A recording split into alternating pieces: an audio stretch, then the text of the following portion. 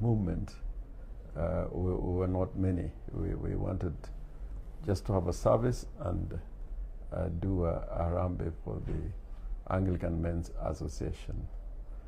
We were met and received by the Archbishop at the Sovereign Hotel, and when he came, he went ahead and we were escorted to the church by his officials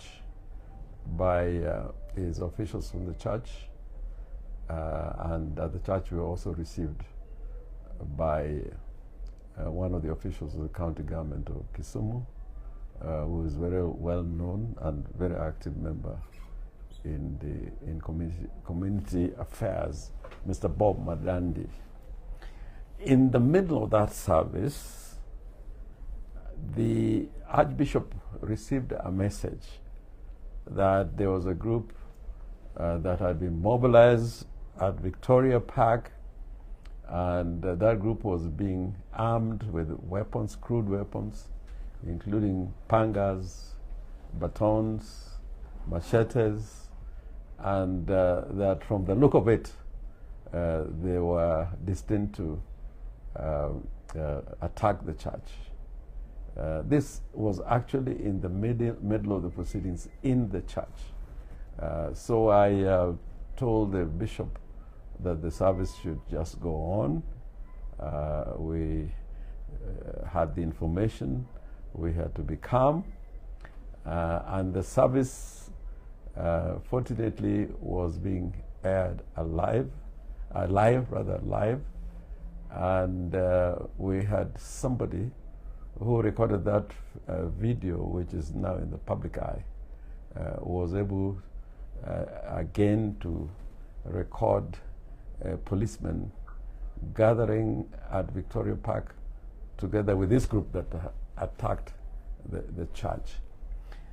What happened then was that when that video went viral, people in Kisumu who support our position and support our movement, out of caution, came to the church, and they were not mobilized, it's just out of public spiritedness came to the church to make sure that we are not harmed.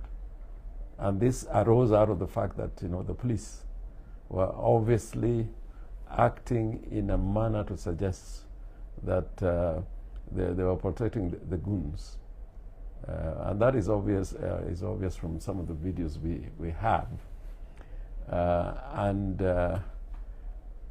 After a while, when we had finished the Harambee, we had noise out of an imminent attack, and then there was shooting and tear gas canisters thrown in and around the church premises.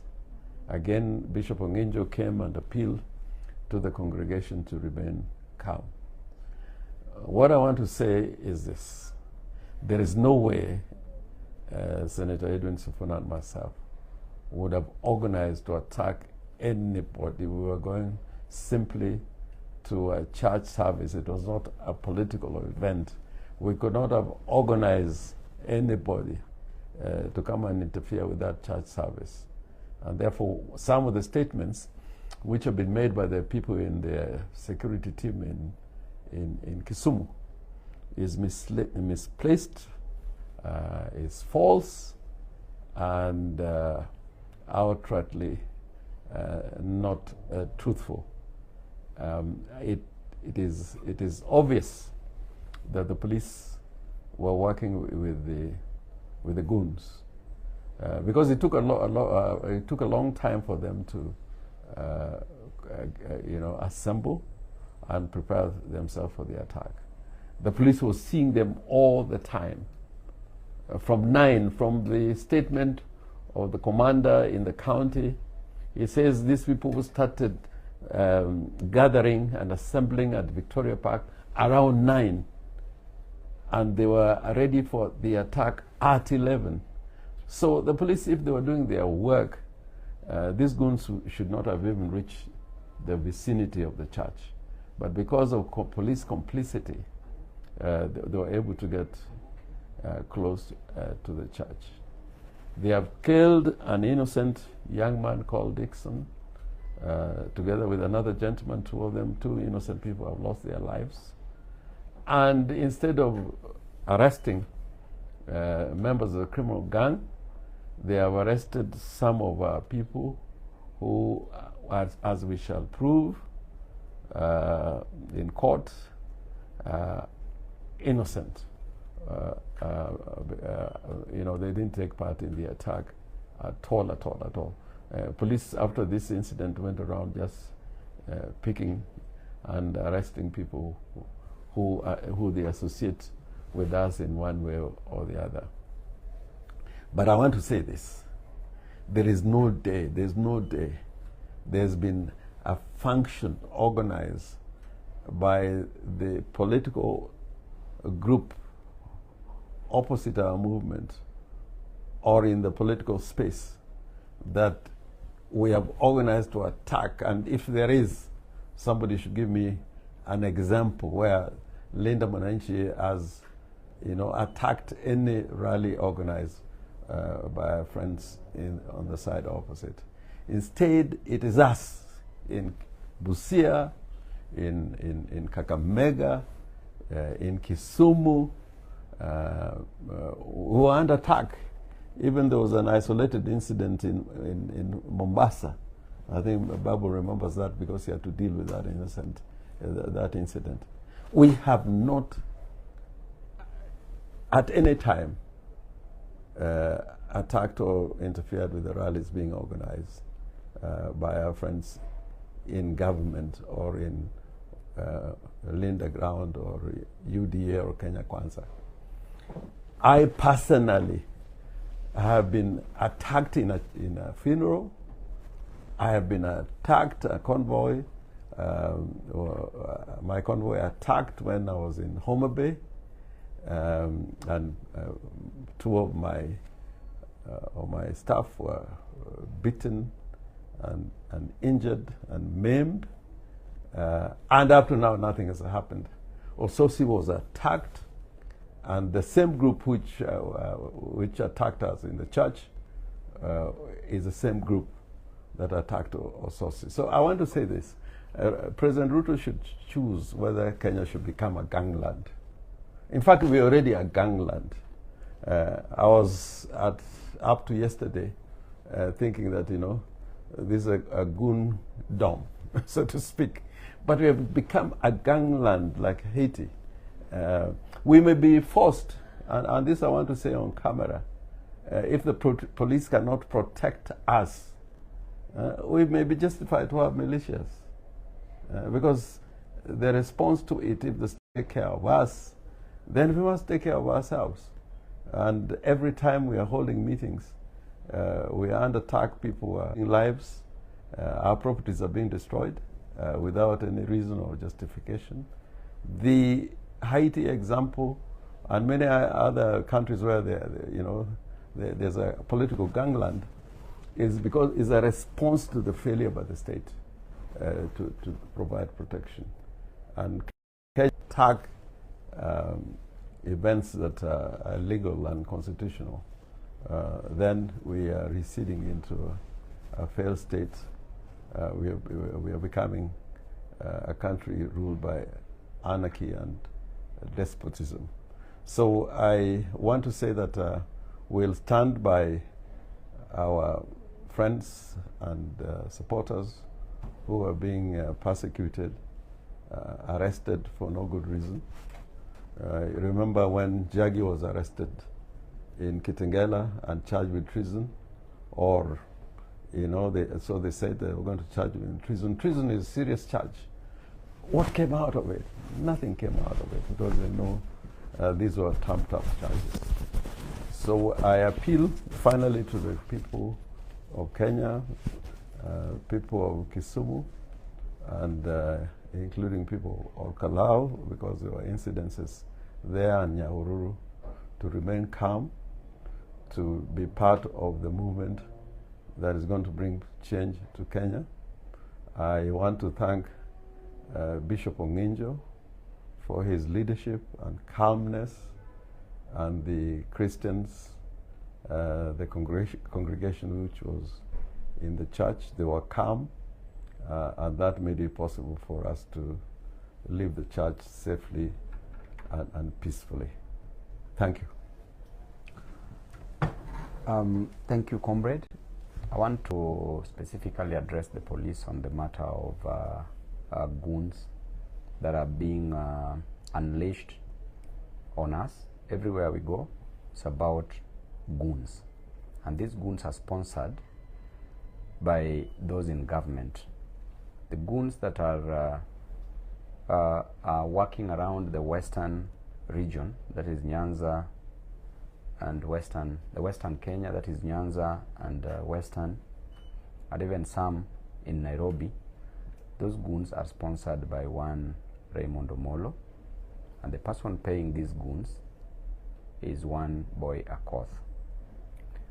These goons are always unleashed to attack us, to harm us, and to probably kill us.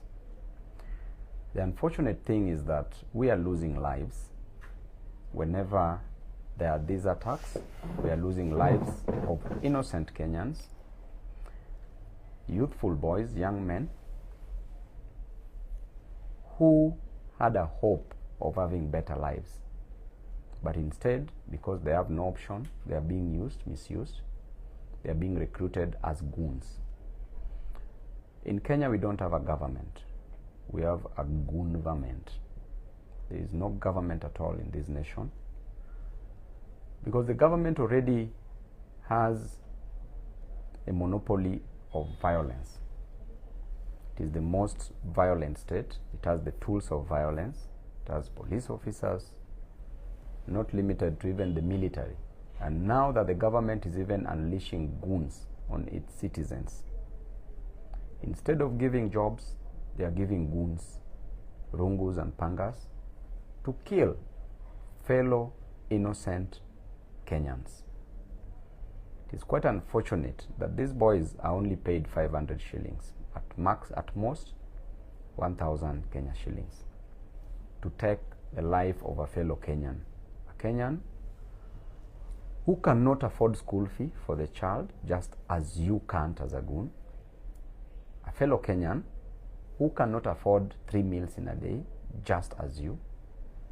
A fellow Kenyan who cannot pay his rent, just as you can't pay your rent.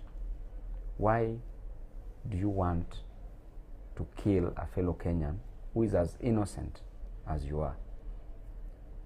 These goons in Kisumu, the culture of goonism in Kisumu,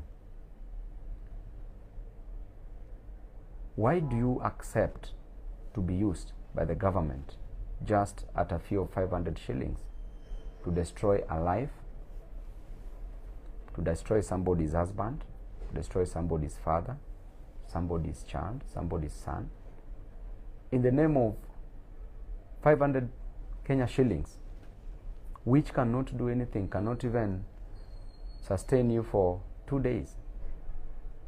And therefore we highly condemn this. And the police officers, we know you very well, Mr. Daniel Ogechi, Kondele police station officer in charge, officer commanding the station. A day before the attack at ACK Church, St. Stephen's, you were in a meeting with one boy Akoth. You agreed and proceeded to attack the church and to attack innocent Kenyans in a church. 2 left dead. Families are mourning, but you are dancing on the grave of these innocent Kenyans. One Dixon Oduor was stabbed to death by goons who were hired, mobilized by Boy Akoth, paid by Raymond Omolo. And Raymond has been boasting the way he's building houses for widows in the village in Nyanza. Widows that he's personally creating, killing their husbands, building them mud houses in the name of development. Your time is coming. We've seen people who are in your position previously, who are very powerful, but never behaved like you are behaving. And I want to warn this officer called Daniel Ogechi that if the police can't defend and protect us, we will be forced to protect ourselves and to defend ourselves. And at no time shall we give you space to attack us. We are ready for you. Anytime you come with those goons, and those goons, you are listening to me carefully, please desist. Wachana na sisi, we are doing our politics. You've taken sides. If you are two-term, be in your two-term. If you are in one term like us, we are in one term. I want to challenge the government and tell them clearly that Kibaki, the former president, was elected while in a wheelchair. He was on a wheelchair. So it is not the goons who will prevent people from voting. People will go and vote, and you know the people power. And therefore, if you're in the business of being a goon, please desist. We are fed up with you. Kenyans are fed up with you. We don't want to lose property. We don't want to lose lives, innocent lives. We will continue protecting and defending ourselves. There are those who were arrested the other day, 8 of them, in the name of being branded as goons. These gentlemen, and I repeat, these gentlemen are innocent before the law. They are innocent. There are those goons who are charging towards the church. We've not seen even a single person being arrested. Instead, the police have decided to be biased. To arrest the people, the 8 who were arrested were protecting Comrade Orengo here and Senator Sifuna in church. They were protecting those who are in church. They were defending themselves because themselves they even went to church to pray. But those who charged against them, those who charged towards them, none has been arrested. Those who stabbed these boys to death, Dixon Oduor, none has been arrested. There's another one who is in very critical condition in hospital. None of these goons has been arrested. So therefore, I want to appeal to first these goons. We know you very well. We know all of you. We know where you come from. We know where you live. We know your houses. Please, let us do our politics. Do your politics, we will do our politics. Do not attack us. If you come to attack us, be rest assured that we are going to defend ourselves. If you come to attack us, please, please, please, please, goon, make sure that you dig your grave, you leave it open in the village. Because we will not look at you and laugh at you. The government has completely refused to protect us. I will not let myself be attacked. Comrade will not let himself be attacked. So, if it is an eye for an eye, we are ready for what you will serve us. But we will not be cowed. This country does not belong to you alone. It belongs to all of us. And it doesn't matter where you are. We will walk everywhere we go to. I also condemn the attack that happened in Olkalau. It was quite unfortunate that these goons are all sponsored by the government. But we still say that we are in one term. We were promised Singapore. And is this the Singapore that we are experiencing? Promised Singapore, we are delivered in Haiti. As we speak, we are in Haiti. So when are we making a U-turn to go to Singapore? Otherwise, thank you. God bless you. I just want to add something that I forgot. It is significant that a senior counsel who has been the president of the Law Society and the chairman of the Ethics and Anti-Corruption Commission in the name of Abdullahi, he has come out clearly to call out the name of Raymond Omolo as the sponsor for violence and enabling goons to attack people, not only in Nyanza, but all over the Republic. He has said we don't have a PS for Interior because Raymond Omolo is not a PS for Interior. He is in charge of a gang. He's no longer better than a gang leader in Haiti. But I want to tell Raymond Omolo, there used to be a member of the special branch, very senior, from Lowland called Opio. Opio really tortured many, many Kenyans in the Nyayo dungeons. Opio now lives in shame and infamy because he will not dare want to be seen out there in the public because of the sins he committed. Oyugi was a very powerful PS of Interior. In fact, his powers rival that of President Moi, but he died a very sad man. And I must say that at one point, some of us who were really, tortured by the acts of people like Oyugi.